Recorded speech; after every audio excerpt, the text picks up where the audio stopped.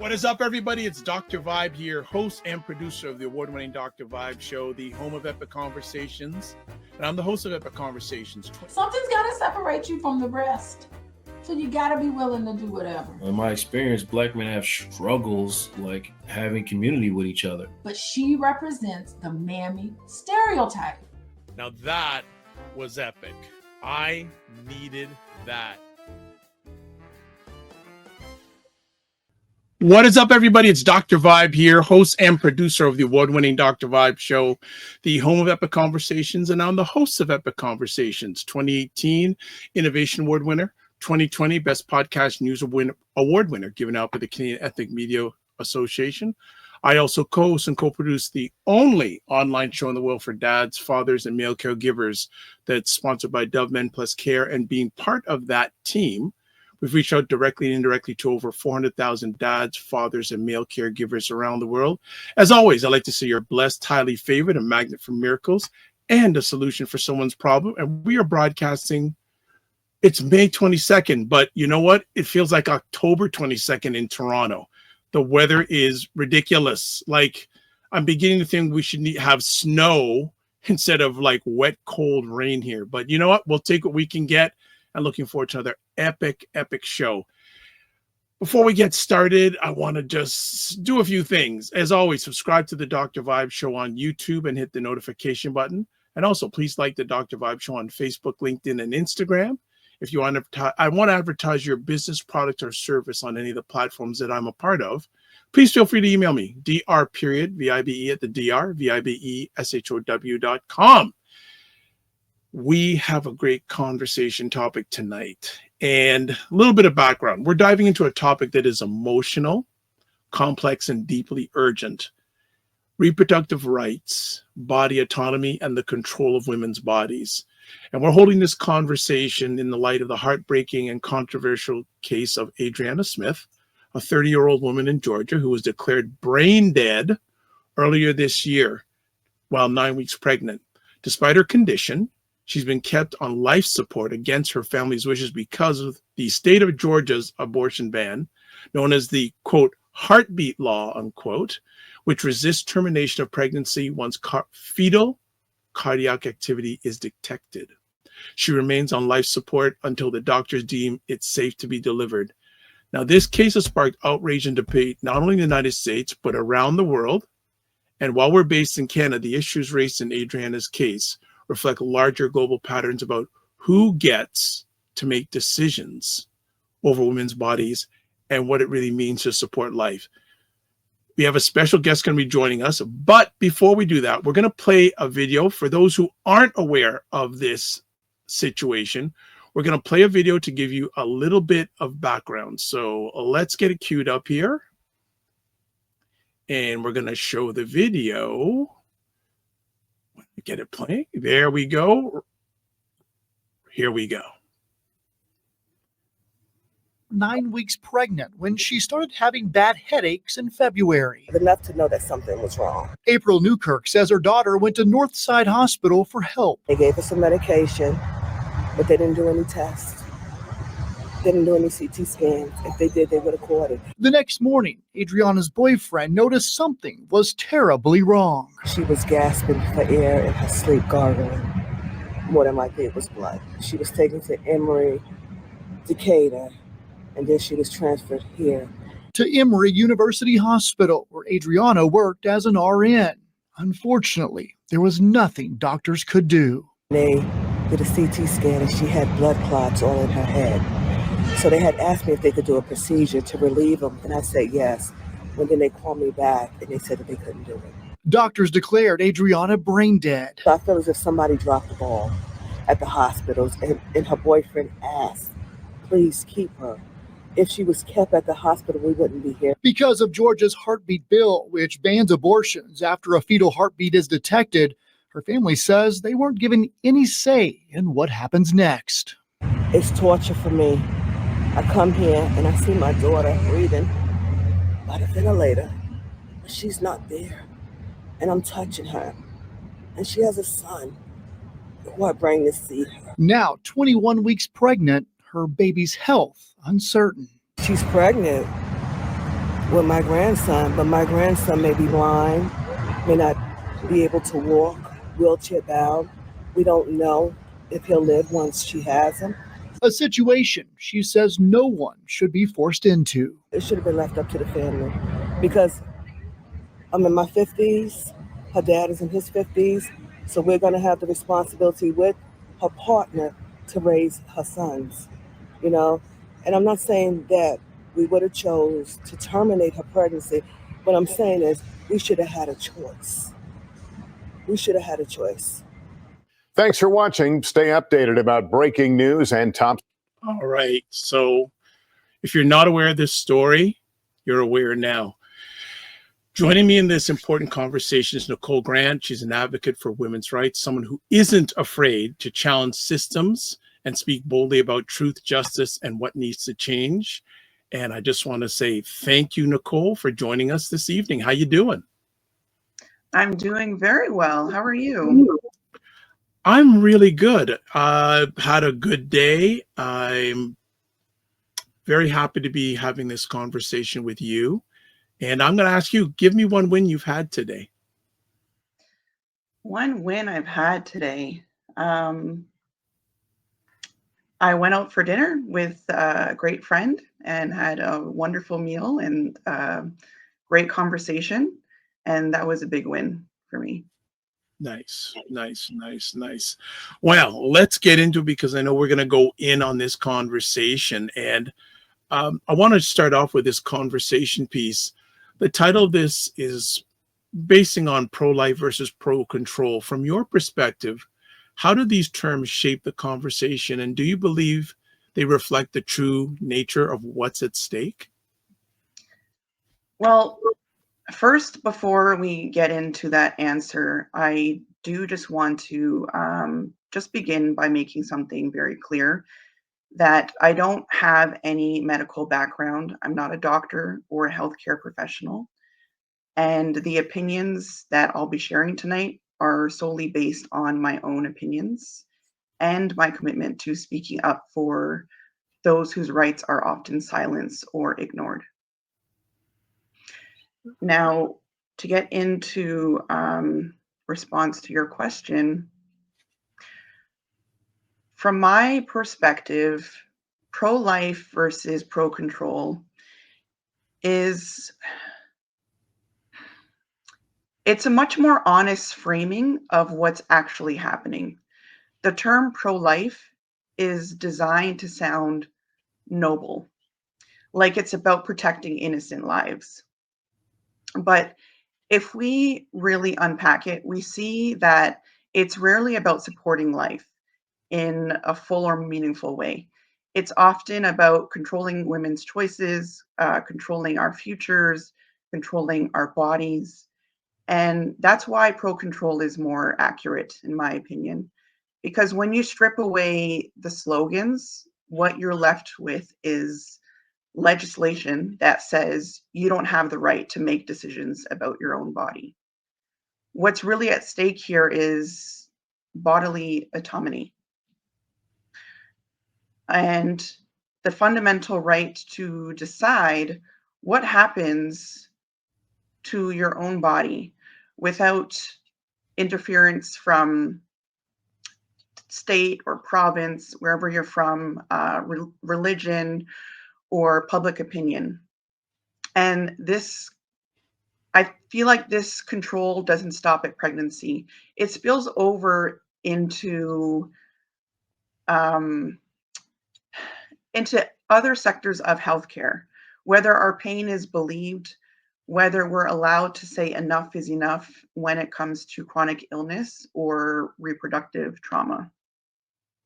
So yes, I think that pro-life versus pro-control is the real conversation to be had, because if the goal was truly to protect life, we'd see that same energy going into affordable housing, into food security, maternal health, childcare, but we don't. We see laws that punish, restrict, and erase women, especially poor women, women of color, and anyone who doesn't find or doesn't fit into a narrow mold. I'm going to ask a conversation piece, and I'm not going to take it off base here, but uh, I hear most of us hear about the pro-life. The pro-control we don't hear about as much. Is there a reason for that, in your opinion at all? Well, saying pro control would be the powers that be having to admit that that's what they're doing, right? Okay, got it. So, no, of course, they're not going to call it what it really is, because then they have to point those fingers back at themselves and expose themselves for what they are and what their real intentions are. Okay. I'm going to build another quick question.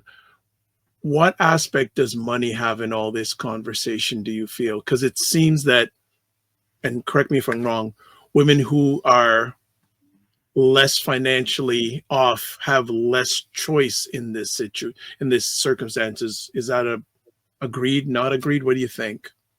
Yeah, I mean, there's this is a multifaceted issue. It's Hmm. money, finances are definitely an issue, but so is race, right? The white woman's experience is not the same as the black woman's experience. It's not the same as the indigenous woman's experience, nor is the rich woman's experience to the poor woman's experience. So, yeah, there's definitely layers to these experiences, but the underlying issue still remains that this is a war against women, period. It doesn't matter if you are rich or if you are poor. Just the fact that you even have to like jump over these hurdles and Mhm. have these challenges is concerning on its own. This should not be an issue in 2025. You're opening up wonderful conversation pieces for me. I'm just building on this. You've mentioned this being a war. Why do you call it a war on women? Because we are constantly in battle.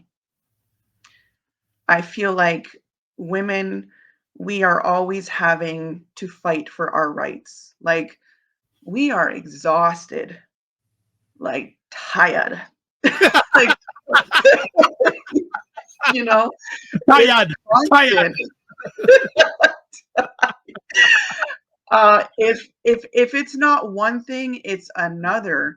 We are fighting for issues, for our place in society, in this world, and we're constantly battling men and the challenges, and the patriarchal systems, and we feel like just going outside for a walk. Like right now, it's dark outside. I personally would not go for a walk by myself in the dark because God only knows what could potentially happen.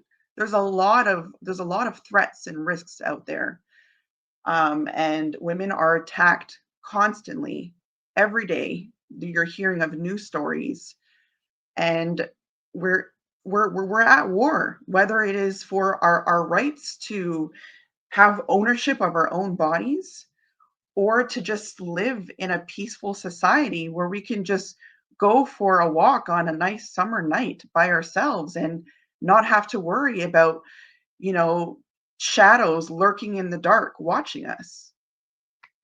Gotcha. It's ongoing. Gotcha. Just to reset here, speaking with Nicolle Grant about pro-life versus pro-control. We're having a candid conversation about reproductive justice.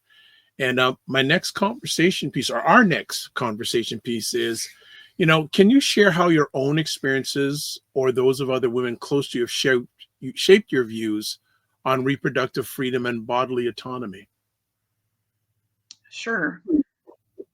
Um, I know of women who have wanted to get their tubes tied after a C-section, or wanted a hysterectomy due to chronic pain from ailments such as endometriosis, and they were given pushback by medical professionals when seeking these permanent solutions. These instances, they highlight ongoing issues related to bodily autonomy and medical bias. And in particular, Black women's pain and decisions are often dismissed. They're delayed or judged in medical spaces.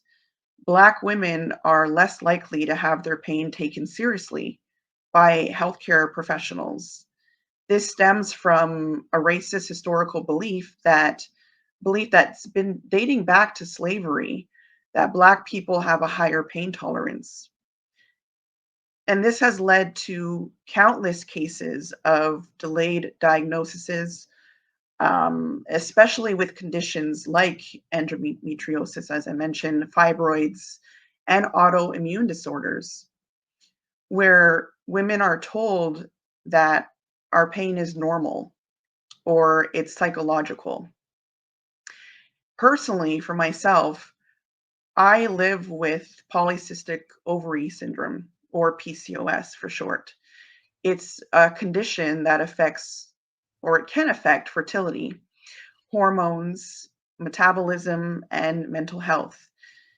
It took time to even get a proper diagnosis. And once I did, I realized how little many doctors actually know about managing it.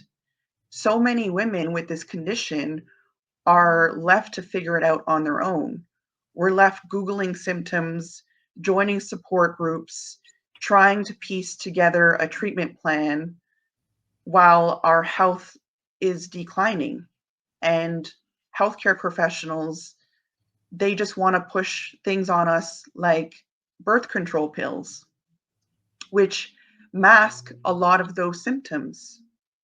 Or they want to prescribe medication like metformin, which is for diabetics, but it is given to PCOS patients as well.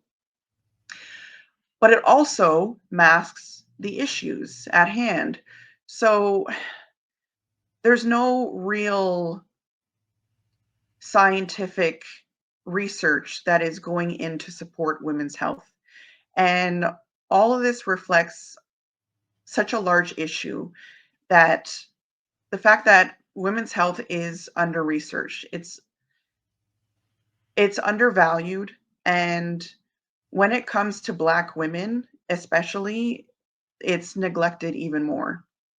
So yes, my perspective is deeply personal because I've lived some of this, and I know how dangerous it is when our pain, our voices, and our choices are treated like afterthoughts. And that's exactly why we need to speak up. Well, first, I want to thank you for sharing some of your own personal journey. Yeah, it's appreciated, not taken for granted. Some of the things you spoke about, I don't like to make assumptions. Do you have conversations with other women and these sort of concerns, worries, frustrations come up on a regular basis? All the time, all the time. And it does not matter if they are coworkers. I discuss things with coworkers. I discuss things with family, with friends, with strangers, with people on the internet I don't even know. It's I feel like women have many of us have an understanding of the struggles of what it is to be a woman. Because whether you're struggling with these specific health ailments, or having to go through periods which you can't prevent, having to deal with perimenopause or menopause which you can't prevent, it's like these women are constantly in a battle, not just with systems. We are in a battle with our bodies. And just imagine having to deal with so many of these health issues while also fighting so many of these systemic issues at hand from government and in the workplace and in society. It's ongoing and it's exhausting. Truly is. Are you able to have conversations with any, I'll say, males about these issues? And if how does this conversation go? Does it go good? Does it go bad? Is it a few? Is it many who you can, obviously it's for a lady even to share this with a member of the opposite sex. That's for many of them, a big jump as it is. But from what it sounds like, you're open to discuss this with people, whatever walk of life they're in. Just curious, when you discuss this with members of the opposite sex, what's the reaction you get? Yeah, no, I'm open to discussing these things because I'm not ashamed of any of these things that have happened to me or to women. I'm ashamed. Like I think that the people who are causing these issues are the ones who should be ashamed. So I have no issue with having these conversations with anybody. But when it comes to speaking with men, it's really about knowing your audience. Not all men are created equal. So you have to know who you're trying to conversate with. Mm-hmm. What conversations have you had with this individual before about whatever other topics or issues, and how that went? Because some men will brush it off and be like, oh, it's not that bad. Oh, just go take some Tylenol or whatever. Oh, get over it. Or women were built for this, like, especially when it comes to period pain, right? Right. You have women who are in chronic pain. It's not as simple as like a little headache, or even a pain of like stubbing your toe, like, ow, that hurts. No, it's chronic and it can go on for hours, and it's debilitating for some women. And they are expected to go to work, to go to school, to do the dishes, to cook the food, to nurse the baby, to do all the things, and without any support. So as important as it is to have these discussions with men, it is necessary to know who you're talking to, because yeah, they're not all open to hearing and understanding. And that's what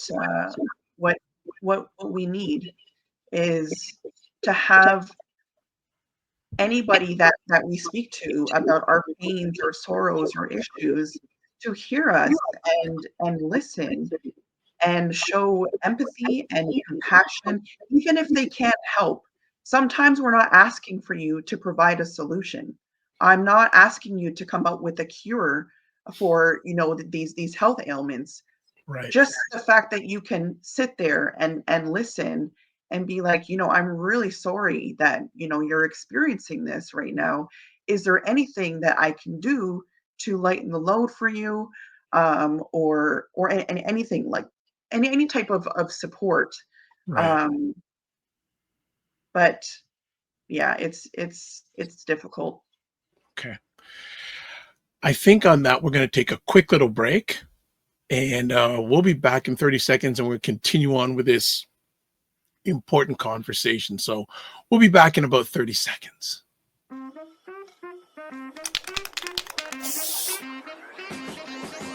If the black dollar was not important, they wouldn't be doing these type of commercials to get your business back. The same people who don't want gun checks, mental health checks, all for open carry, and when your kid gets shot in school, they offer thoughts and prayers. Make it make sense. Y'all don't understand how our government works. I think the lesson that we learned from that 4 years is how miserable people are. Their misery is contagious.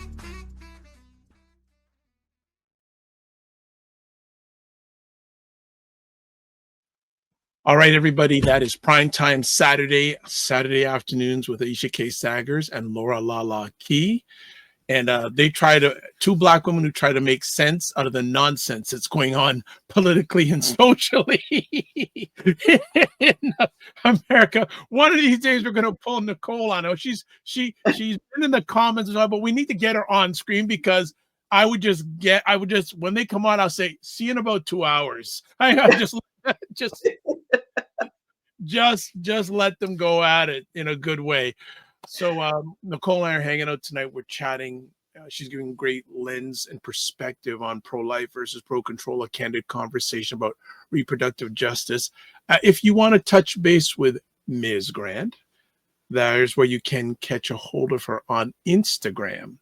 So before we go into our next conversation piece, I want to play a little bit of a video. So bear with Dr. Vibe. He's going to cue up another video for y'all, as we would say, y'all. So let's put this up and let's get this ready to play. Here we go.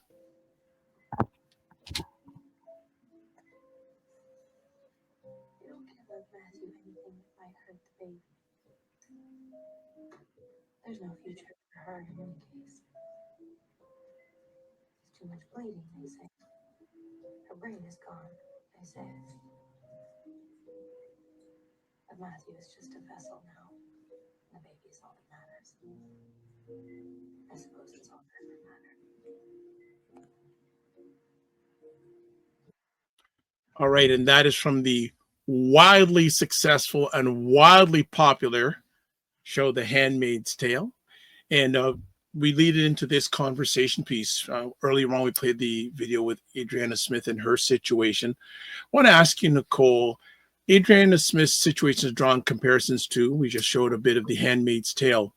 What do you see as the connections between her case and others? What do you see as the connection between her case and broader patterns of control over women's bodies? So Adriana Smith's story, it feels just like an episode of that episode, which I've seen. I've seen actually every single episode of The Handmaid's Tale. Wow. But this is real life, unfortunately. This is not TV. This is not for entertainment. This is our reality. So just for anybody who might be chiming in a little bit late to the show, so Adriana Smith is a 30-year-old Black woman who was declared brain dead at 9 weeks pregnant.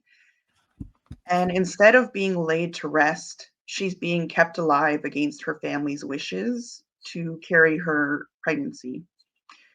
She's not a patient anymore. She's being used as an incubator. There was a similar storyline, which was the video that we just watched in The Handmaid's Tale, where a handmaid gets shot, is declared brain dead, and is kept alive just long enough to deliver a baby.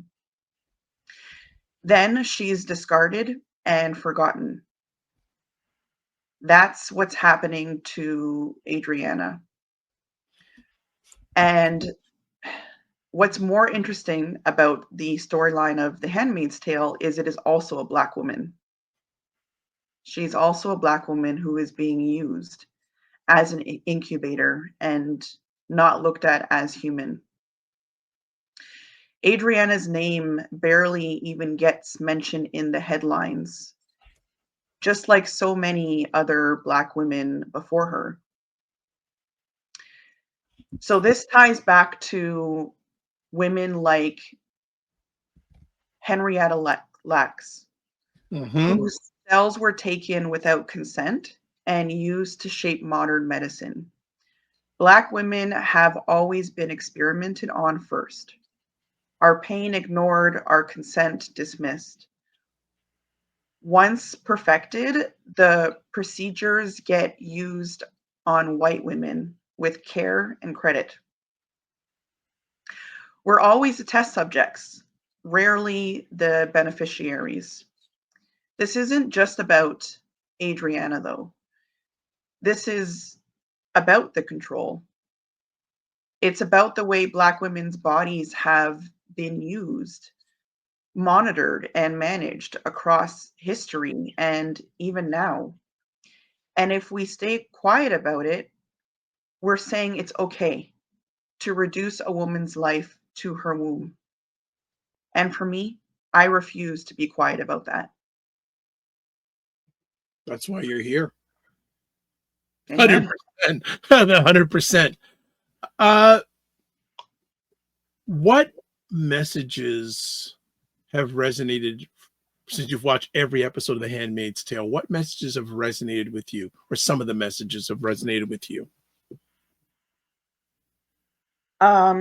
Well, first off, The Handmaid's Tale is a huge source of trauma. Number one, watching that is it's a traumatic experience. It really is, especially when you can draw the parallels between what you would say would be fiction and reality. Now, keep in mind, The Handmaid's Tale, the author of the book, the original book was written a long time ago. This didn't just come out recently. It was written, wasn't it like in the 80s, I believe? And it was all based on reality. Even though the story was fiction, every storyline or plot was something that actually happened somewhere around the world. So everything was based on reality. And that's the scary part of it, is that you watch a show like this and you're disgusted and appalled and wondering, like, how could this happen? And most you would think you would be able to say, well, thank God it's just a movie, or it's just a show we're watching and it's not real. Yeah, it is real, because that this is what's happening right now. And it's scary, and it's only getting worse. It seems like we're taking steps back from the steps forward that we've taken. We are now going back. And for me, the show it had a lot of trauma, as I mentioned, but it also had a lot of empowerment. There was a lot of sources of empowerment, and it just shows what women are capable of when we band together, when we stick together, because the strength that came from the unity of these women to overpower the systems and the men that were controlling them, it was beautiful to watch that. It was beautiful to see that unfold, and it lit a fire in me to want to even have discussions like this, even more so, because if we stay silent, if we ignore it, or we hope that somebody else is going to speak up and make the change, it's not going to happen. We need to make sure that if you want something to change, if you want something to be done, you have to do it. Do it yourself. Show that you want there to be a change. Because if I am one woman saying that this is an issue and these problems need to be corrected, yet there's 9 other women standing beside me and they're all staying silent, you think anyone's going to listen to me? I'm the one who's speaking up. There's going to be like, oh, look at that loudmouth. You tell her to shut up. Like, you always have something to say. Right? But if we all collectively came together and we were all voicing the same concerns, the same issues, now all of a sudden our voices are amplified and people are listening. And that's what needs to happen more. Even on my social media, people who follow me on social media, including yourself, can see the things that I share, especially in my stories. Yep. So much about women's empowerment. and trying to change these narratives. Yet I don't see very many of the other women on my social media doing the same thing. Silence. Let's talk about, we'll get into the next conversation basically because we're going to talk about power, gender, and autonomy. I think it's a good segue into that subject. Before we go there, who is one of the people who's a hero for you? Because when you were speaking like that, there is a lady that you really, really is one of your idols, you've told me. And I heard her in saying, go girl, go girl. So I love, you know who I'm talking about, right? Yeah. Yeah. One of my continued mentors from beyond, Maya Angelou. Yeah. Yeah. She was a spectacular, phenomenal woman. Went through so much trauma, and still she rose up from those ashes no matter what happened to her. And she had so much courage and grace and compassion and empowerment. And she is everything that I strive to be. So yeah. Well, that's why I wanted to bring that up, because I just felt her resonance in you over the last few moments. So I wanted to share that with the audience. Yes. Okay, good stuff. Let's talk about power, gender, and autonomy. So who has historically held power over women's reproductive choices, and how do these dynamics continue to show up today, especially compared to men's bodily autonomy? Well, historically, it's always been patriarchal systems, as it is pretty much with everything. Governments, religions, it's medical institutions. But again, these are all led by the patriarchal society. They've controlled women's reproductive choices from forced marriages, from child marriages, and bans on contraception to criminalizing abortion. Women's bodies have been legislated and policed for centuries. And let's be real, there's no country in the world where men's bodies are regulated the same way. Correct me if I'm wrong. If anybody can name any country in this world that has any type of regulation for men's bodies, please speak up or forever hold your peace.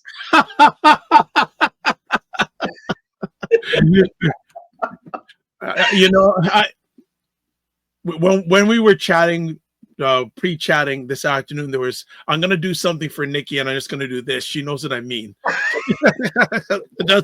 I'll just leave it at that. That's a personal thing. We had a pre-chat this afternoon. That may come up in another conversation. Not today, but yeah. And you never hear about sperm being legislated. No country mandates vasectomies. There are no laws telling men how many children they can father or punishing them for walking away. Meanwhile, women can be criminalized for what they do or what they don't do with their own bodies. Some men, which I have heard this argument several times, will argue, well, we can be forced to go to war, as if that balances the scales somehow. But let's talk facts. How many men do you know personally, even in your own network, who have actually been drafted and forced into war in your lifetime? None. For most men today, that's a hypothetical of that happening. But for women, regulation of our bodies is a daily legal reality. These are things that we have to deal with. I know so many women who have had to deal with this. So no, it's not the same. If men could get pregnant, reproductive freedom would have been law generations ago. We wouldn't even need to have this discussion. Women's reproductive freedom it's not a privilege, it's a human right. And it's one that's still being restricted by systems that were never built to include us in the first place.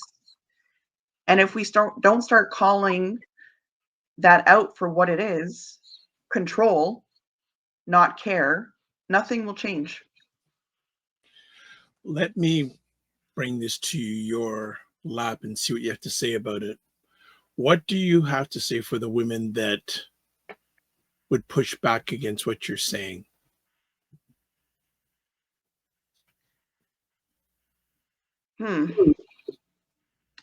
There is definitely a lot of women who would push back. I mean, look at how many of them voted for Trump. I'm not saying, I'm just saying. Right? So unfortunately, the women who are like that suffer from internalized misogyny.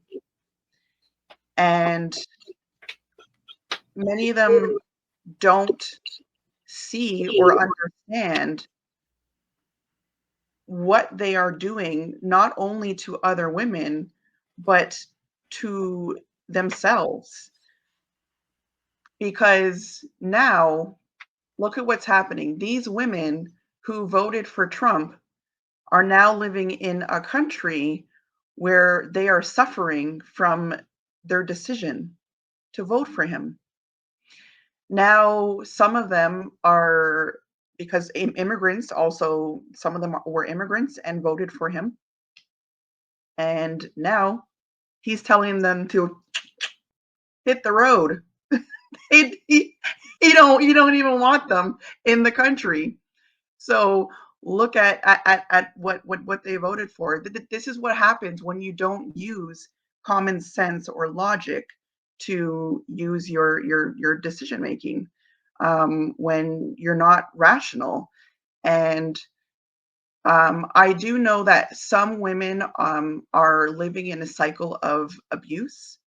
I am aware that some women were forced to make political decisions out of fear because their husbands told them that if they voted against them, that it would be the same as cheating. And that with the husband being the man of the household, he is the one who should be leading and making the final decision. This is the way some of these men are running these households and controlling their wives.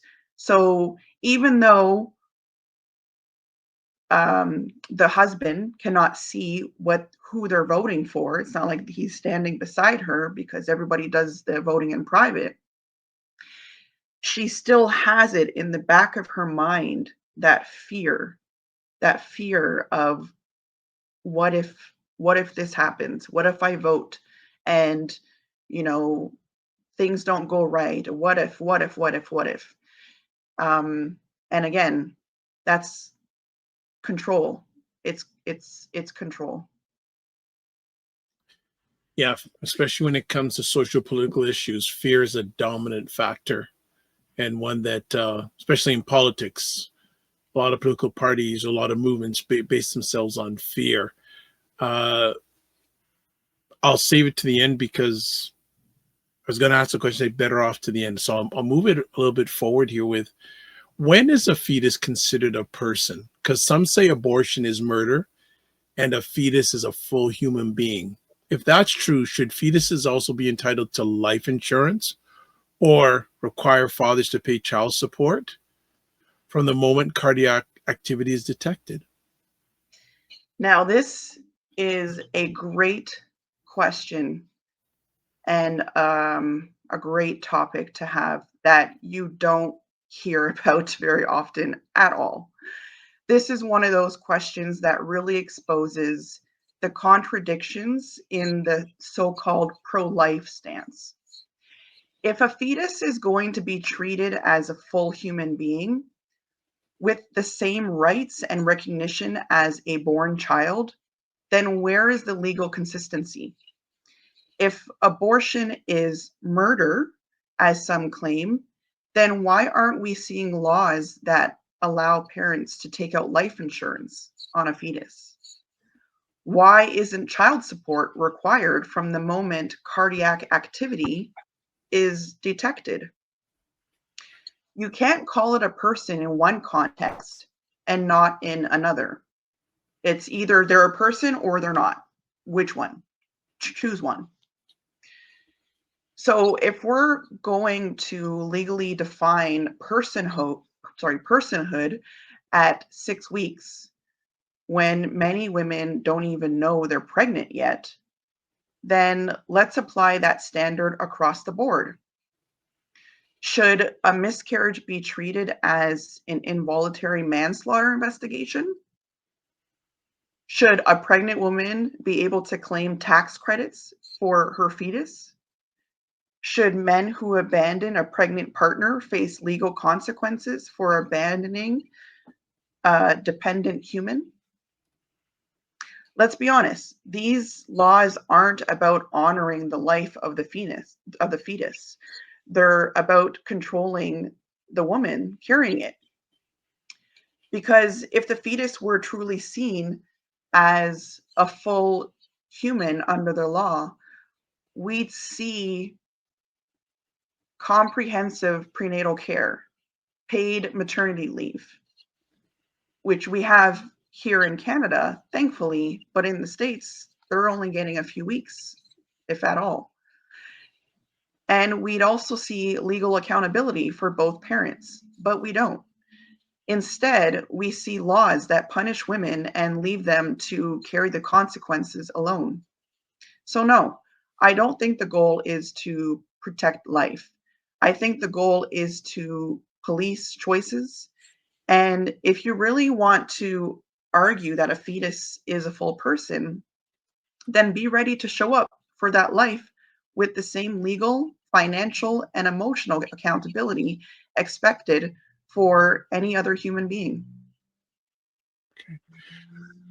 Who do you feel should be making these decisions? Because right now, a lot of times it's like courts, like Supreme Courts. Who do you feel should be making the decision on when a fetus is considered a person?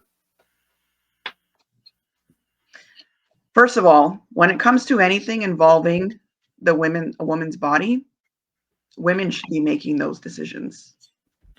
I don't think that men at any standpoint have the right to be making those decisions.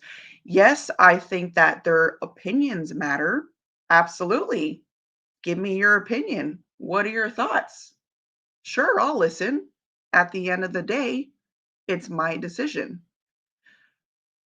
And that is what is not happening. You have men who are not experiencing periods, men who are not experiencing pregnancy, men who are not experiencing female issues, who are now making choices about things that they don't even understand. Could you imagine a world where women were the ones making choices about men's bodies? We are telling you what you are or are not allowed to do with your body and forcing you to get snipped whenever we say so. That would never ever happen. No way. It's good anything like that would happen. But yet it's okay for men to do that to women. Like it's not right. There will be some, especially men, that will say, you know what, because I was part in creating this human being, that I should have some input in the decision-making process. What would you say to that? And absolutely, you should have some input. As I mentioned, please give me your opinion. Share your opinion, share your thoughts, your concerns. Maybe you might say something that I never thought of before, that she never thought of before. You might make some valid points. Great. Share those details with me. But at the end of the day, we as women should still be able to make the final decision, because there's too many women who are actually losing their lives when they're giving birth or during pregnancy. And things like that is not being considered. This is not just okay, let's go ahead and have the baby. There's so many things to consider. There's so many sacrifices that women have to make. We're potentially sacrificing our life. We're definitely sacrificing our body, because I don't think any woman on this earth has ever had a child and then their body completely slingshot back to what it was before. There's something internal that has changed, something hormonal that has changed, their outside has changed, their stretch marks or something. And these changes are now being shunned and judged by the same men who are forcing us to have that said baby. Oh, look, you've gained all this weight since having the baby. I'm not attracted to you anymore because you have all these stretch marks, this and that, and all these issues.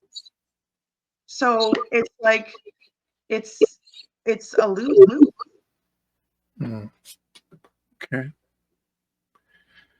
I want to move on. So we're talking about the myth of pro-life support. So do you believe people who claim to be pro-life truly support life in all its forms? Are we seeing support stop at birth?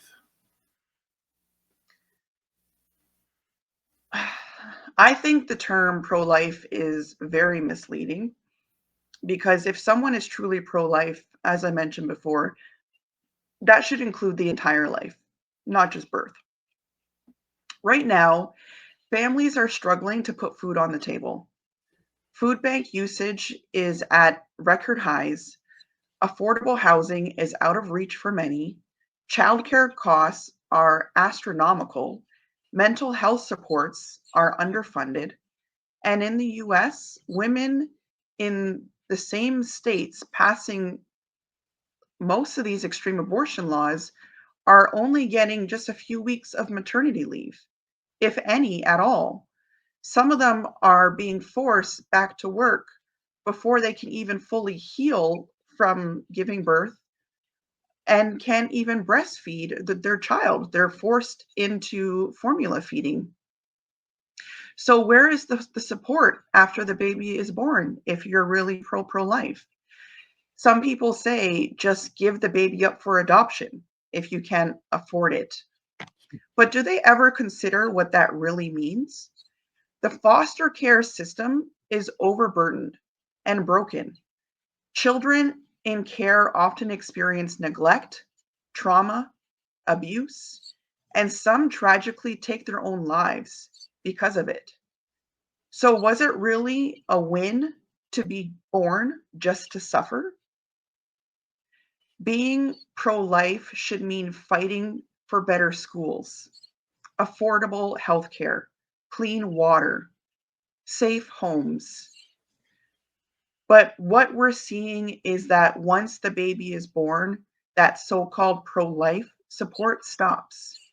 And that tells me this isn't about protecting life. It's about controlling women.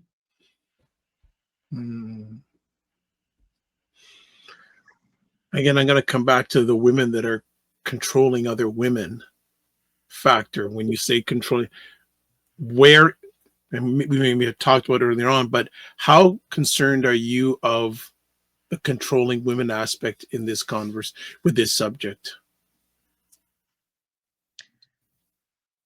Well, it's an important part of this subject, of this conversation, because the patriarchal systems love to control everything. Everything is about control, whether it is controlling women, whether it is, having Big Brother watch us from different lenses, in that way, whether it is, there's so many different systems of control, even in race, when we see how the Black community has lived in control for centuries, and it's still happening today. So it's like control is something that is sought after. And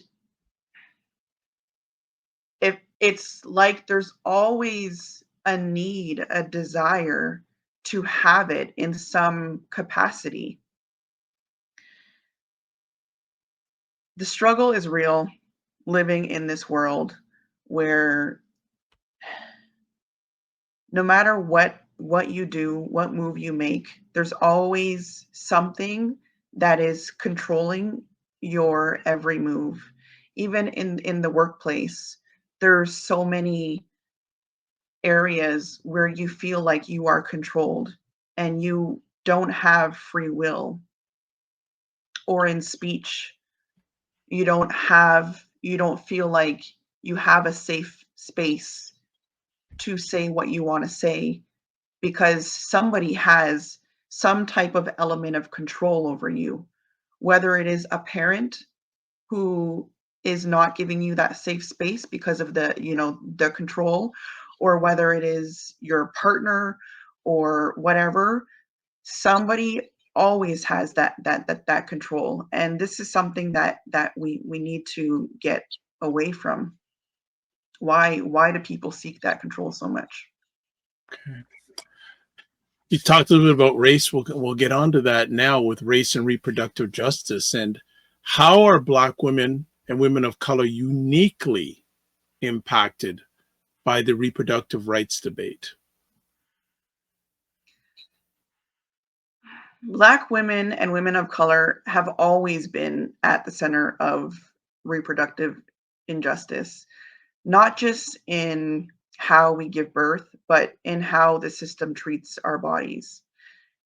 Historically, our bodies were used without consent. As mentioned before with Henrietta Lacks, whose cells were taken during a cancer treatment without her permission, her cells were used to develop vaccines, cancer research, and more, but she was never asked, credited, or compensated. And going back even further, during slavery, Black women were subjected to gynecological, oh my gosh, I can't even say that word right now. Gynecological. Yes.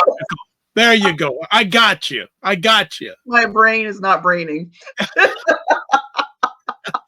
And by the way, people, doesn't she have one of the greatest laughs you've ever heard? Thank you. Go on now.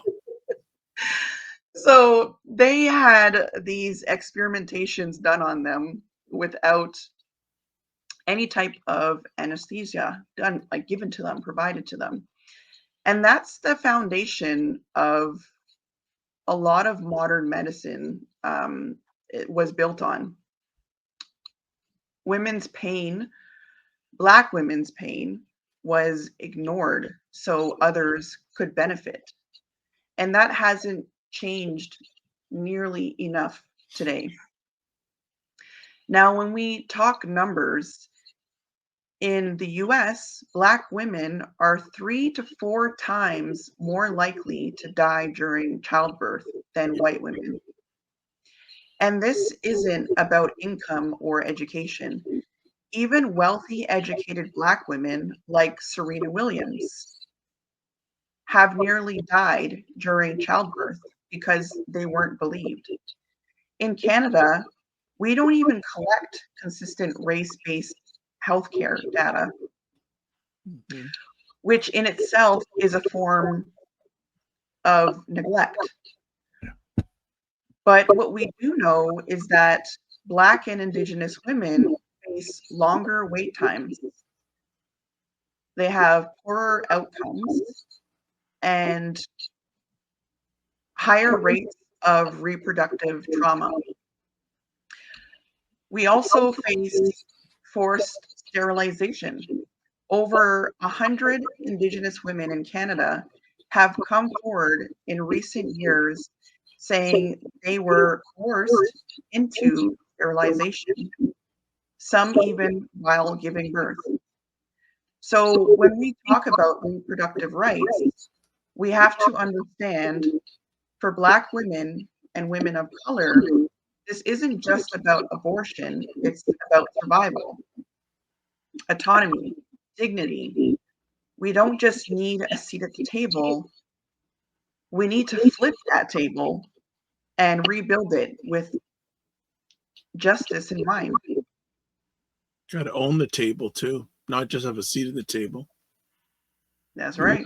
Yeah, you got to own it, right? You got to own it. How has this subject from your lens impacted relationships between men and women? It has impacted relationships a lot on different levels, especially when women feel unheard with their partners, and especially when men are not taking time to do the research. Now, I can guarantee in most cases, let's say a husband was diagnosed with cancer and the wife is taking care of him, I can guarantee she's doing all the research about his cancer diagnosis that she can to understand what is happening. What are the risks? What are the symptoms? What are ways that you can help him receive care, and to give him pain relief? And like, there's going to be lots of research to help support him. Yet, how many husbands do you know much about periods, know much about menopause, know much about these these women's issues that so many women face? What research is being done by these husbands or partners to help support their wives or girlfriends? It is very rare that I ever hear about men digging deep to understand what menopause is and how he can help ease the symptoms of his wife, or trying to understand more about endometriosis, about PCOS, about whatever female issues their partner may be experiencing. They spend a lot of time on their phones, looking at social media, Googling random things, but yet how much of that time is being spent just trying to learn how to support your partner? And that's, again, this is not to say all men or all women. Thank you. I was hoping there'll be some saving grace in all of this. Okay. Yeah, this is, I'm just talking about the overall, like, there's a significant number. And generally, whenever people make statements like this, it's never not every single male on this earth or every single female. But, when you make generalized statements, it's to inform that there's a significance there. Okay.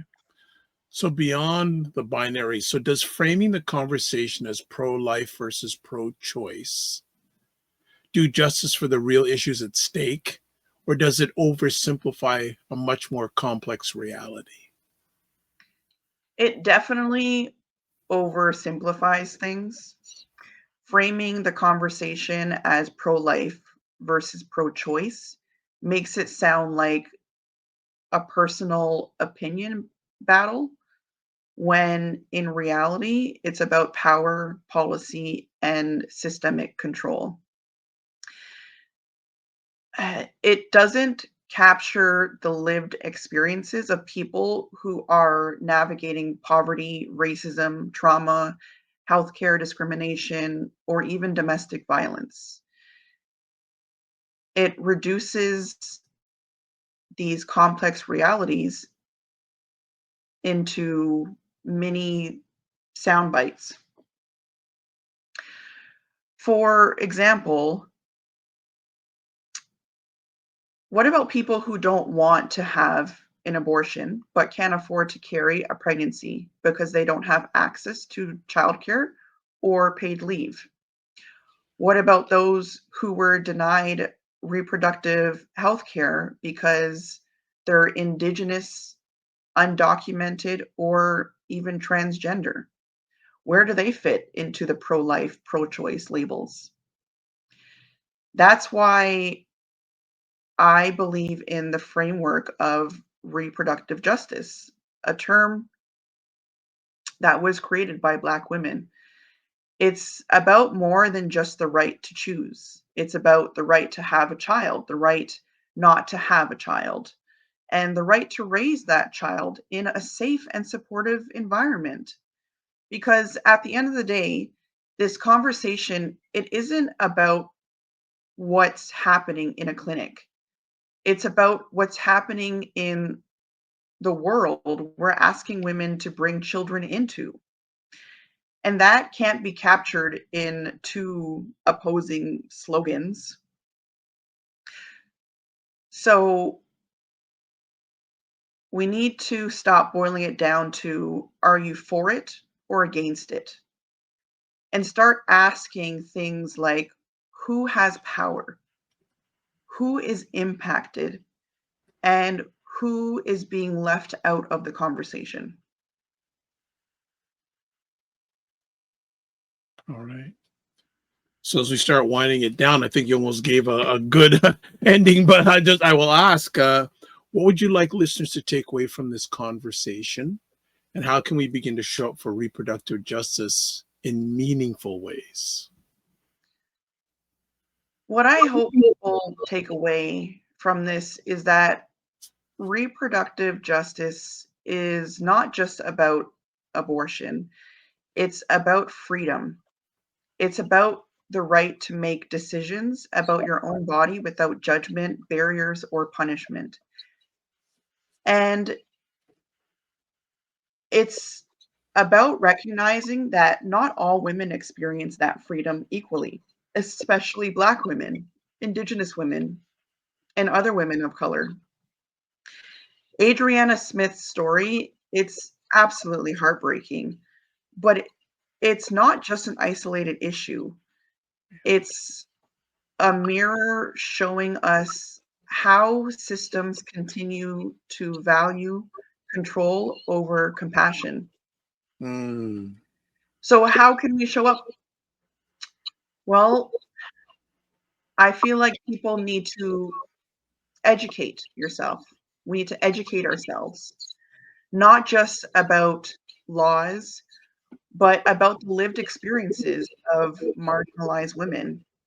We need to speak up because silence is comfort for those in power. And we need to support organizations doing the grassroots work to protect reproductive rights and access. And most importantly, listen to Black women. We've been raising the alarm for decades, and nobody is listening. And it takes extreme cases for somebody to finally be like, they were right. They were right. And lastly, I'd say that reproductive justice is about creating a world where every person, not just those with privilege, has the power to decide if, when, and how they become a parent, and to do so in safety with dignity and support. That's the vision that I think we need to fight for. You broke it down really well there, but I want to break it down, your message to men and your message to women when it comes to this subject. Okay. So first, I'll start with men. It's really important to listen and support, especially those who are husbands. That's your job, is to provide and protect your wife. And if you are not taking time to understand the battles that she is facing, whether they are internal issues in her body, whether they are external issues that are out of her control or whatever, what are you there for? What are you protecting? There's no protection there. There's no effort. You're not providing the support. You're not providing the protection. You're not providing the love. And this is how you get so many women that suffer from autoimmune diseases and things like that, because they battle so many stresses by themselves. And stress causes sickness. It causes disease. It causes so many issues. And so if you don't have that love and support, it's only going to get worse and escalate.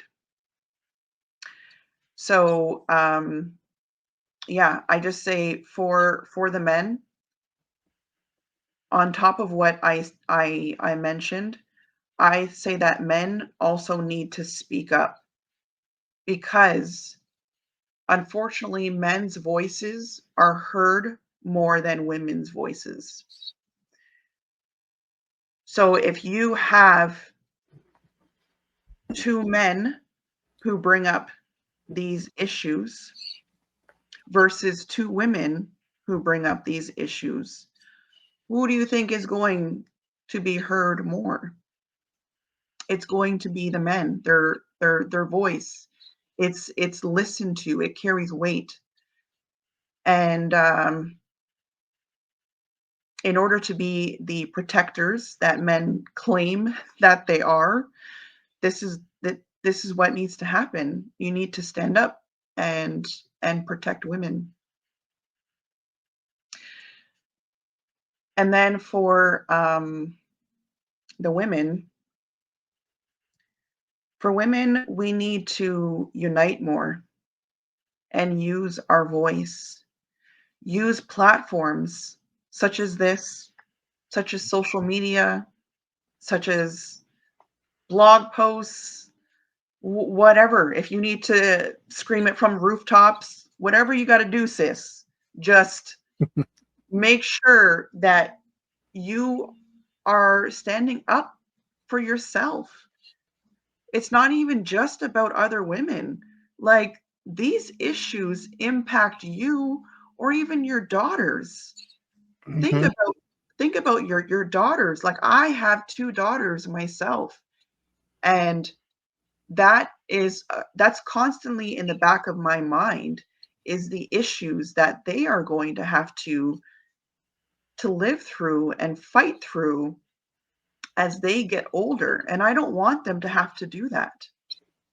If I have to lay my life on the line for them in order for them to have a happier and more peaceful future, I'm going to do that. because that's what I'm here for.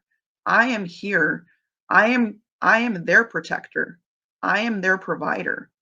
And I will do everything possible to ensure that they grow up in a world where that they feel safe and they own the rights to their own body and to their own voice. And we need to have more women who see this as importance and speak up more. Speak up a lot more, because your voice holds power. I say that all women, please watch The Handmaid's Tale if you have not already. Brace yourself.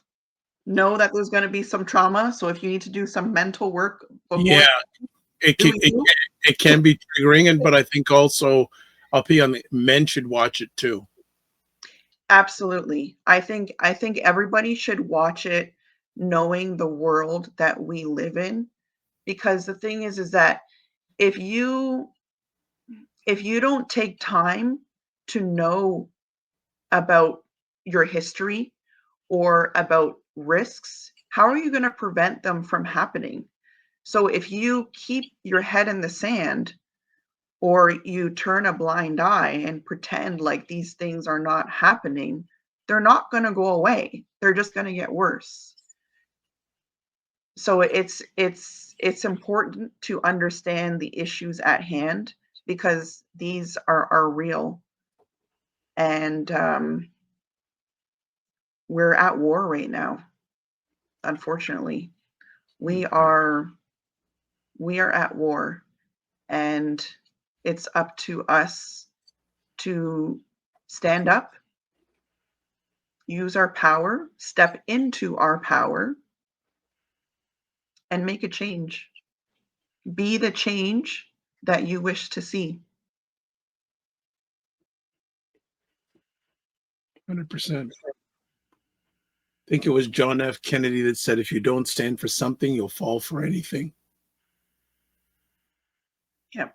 So, well, I think that is a good way to end the conversation. Nicolle Grant, thank you so much. Thank you. Thank you. I just show up. Well, you know what? Thank you for opening up this space, for having this platform, in order to enable us to have this dialogue, because not everybody has a space like this, and a safe space at that. So thank you for that. And thank you to everyone who took the time to listen tonight. I hope that you found this conversation insightful, enlightening, and you learned something from it.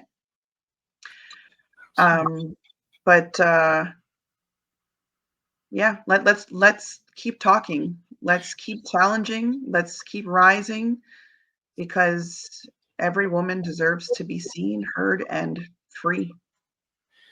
Yeah, so Nicolle and I discussed beforehand this, and I'm seeing if we can have a part 2 of this conversation with someone from the medical arena. I believe that would be a good conversation piece to have some representatives, preferably women, from the medical arena, all different areas. This area, maybe have a representative to women's and mental health, because this is all encompassing, not only just physical but emotional. This topic has an impact on women. So I will, with Nicolle's help, we'll work on that, having a part 2 on that.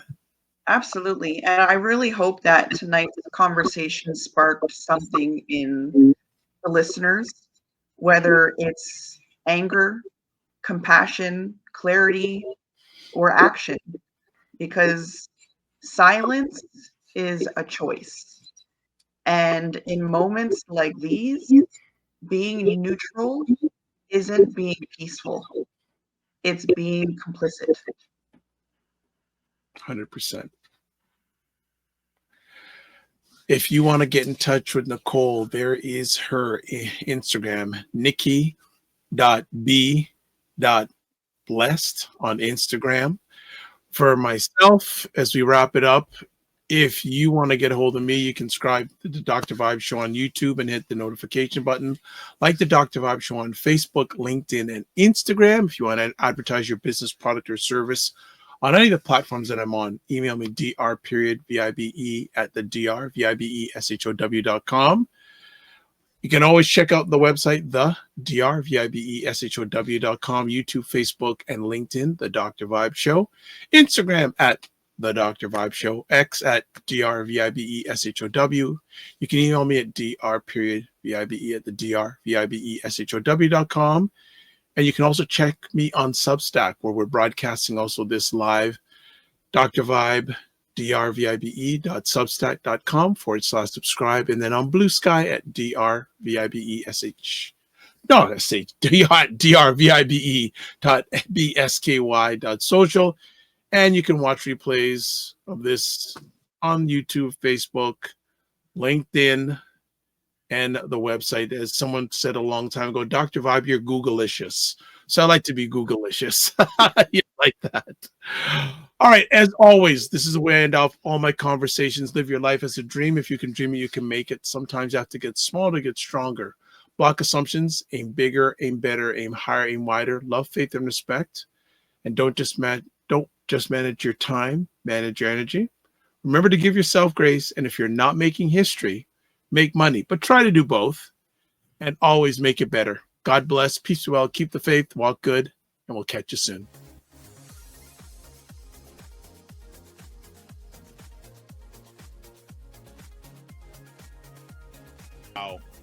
Wow.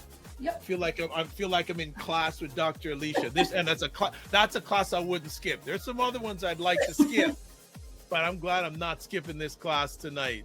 So I'm hoping you're catching this live, but if not, certainly catch it on the replay, because this is good stuff that Joe is laying down here. Get ready. When I saw this today, I said one word. Hi-ya! Did you really? No, I felt like it's an incredible document that I'm going to suggest that you take and use as a lecture piece wherever you want to go.